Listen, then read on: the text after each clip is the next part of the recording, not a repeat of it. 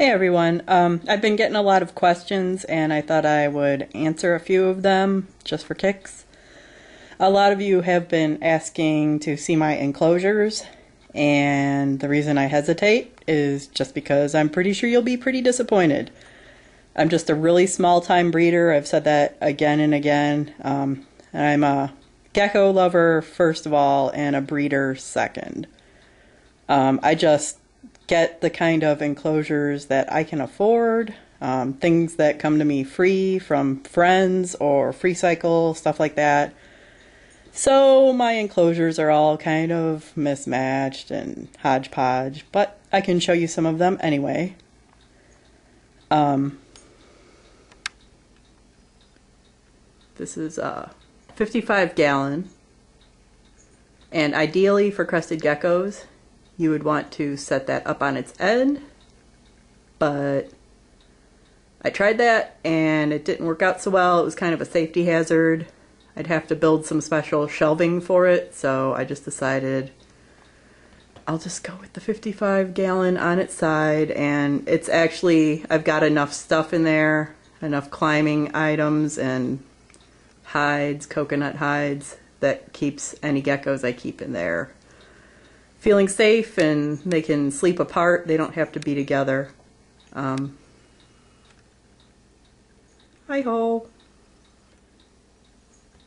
Just chilling. I just misted them and fed them, so they're starting to come out. They're mad that I turned the lights on to take a stupid video. And right across the way here is a tall tank that I actually had built specifically for me. This is the only one I invested kind of a lot of money in. It's got a little drawer underneath, but my husband and his dad built it for me, so that was really nice of them. And it opens on the side there, and it's got a dragon up there because I'm a huge nerd. And I have a lot of the rest of my tanks in what is also my crafting room, where I do a lot of the stupid little things I put up on my DeviantArt site. Juvenile tanks and stuff.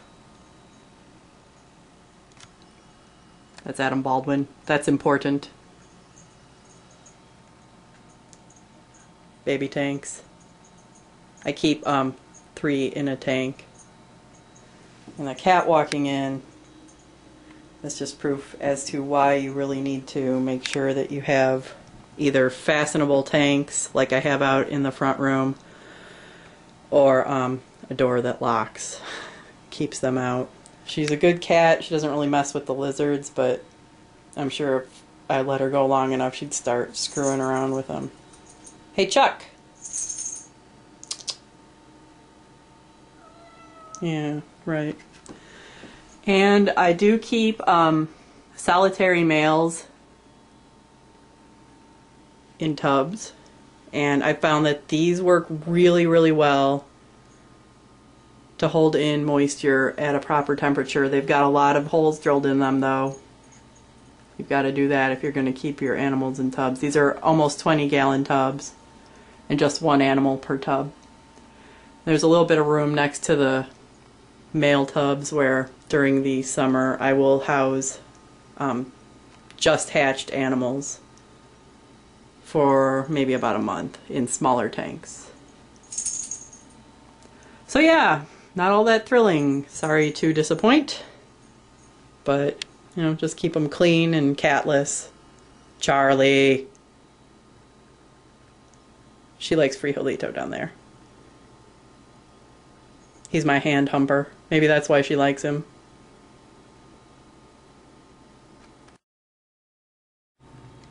Some people whine about, why do you screen comments on your videos?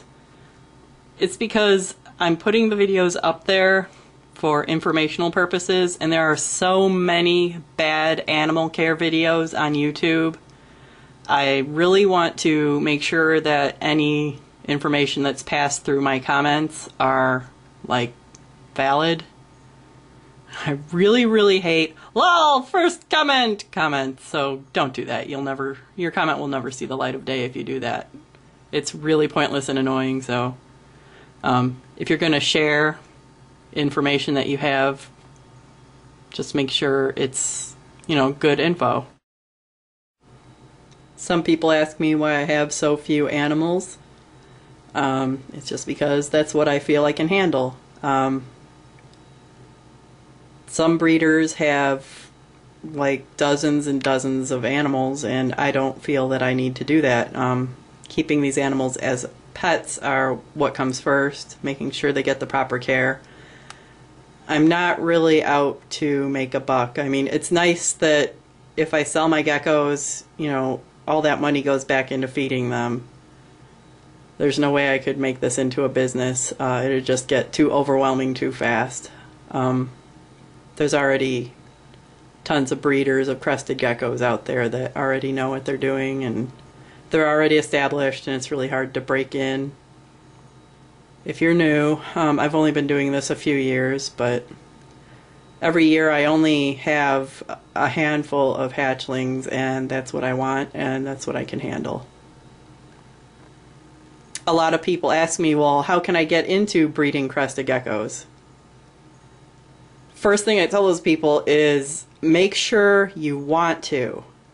Are you going to be able to keep those babies if you can't sell them? Because chances are you might not be able to sell them. If you're just some kid off the street trying to sell crested geckos, people are going to be like, okay, who are you and why should I trust your stock? It's like, are you breeding them to make money? If so, probably not a good idea. The crested gecko market is already pretty well saturated.